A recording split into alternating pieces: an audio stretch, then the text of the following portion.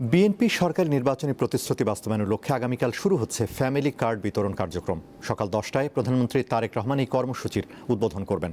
ঈদের আগেই ১৩ জেলার ৩৭,৫৬৭টি পরিবারের কাছে এই ভাতা পৌঁছে যাবে বলে জানিয়েছেন অর্থমন্ত্রী আমির খসরু মাহমুদ চৌধুরী।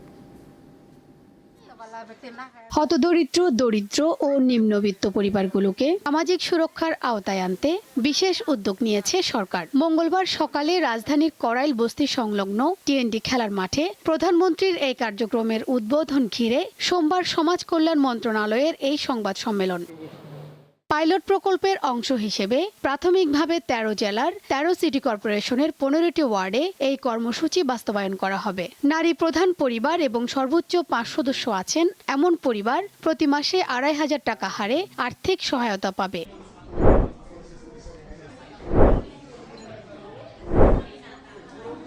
কোনো পরিবারের কোনো সদস্য সরকারি, স্বায়ত্তশাসিত, রাষ্ট্রায়ত্ত প্রতিষ্ঠান হতে বেতন, ভাতা, অনুদান, পেনশন পেয়ে থাকলে, নারী পরিবার প্রধান এমপিওভুক্ত প্রতিষ্ঠানের শিক্ষক বা কর্মচারী হিসাবে চাকরিরত থাকলে উক্ত পরিবারের ভাতা প্রাপ্তির যোগ্যতা বিবেচিত হবেন না, অর্থাৎ উনি পাবেন না। অর্থমন্ত্রী বলেন, দারিদ্র্য বিমোচনে দেশের ইতিহাসে ফ্যামিলি কার্ডের মতো এত বড় প্রকল্প আর নেওয়া হয়নি। এর মাধ্যমে দেশ পৃষ্ঠপোষকতার সংস্কৃতি থেকে বের হয়ে কল্যাণ রাষ্ট্র হিসেবে গড়ে উঠবে। প্রকল্প চিন্তা করার সময় আমরা এই বাজেট কিভাবে মোকাবেলা করব সেটাও কিন্তু অনেক, এটার উপর প্রচুর কাজ হয়েছে। এটা প্রথম পর্যায়ে অত দরিদ্র থেকে যারা কম দরিদ্র, যারা নিম্ন আয়ের মানুষ তাদের কাছে যাবে, এবং ক্রমান্বয়ে এই সুযোগ বাংলাদেশের প্রত্যেকটি নারী প্রধানের কাছে, ফ্যামিলি প্রধানের কাছে যাবে।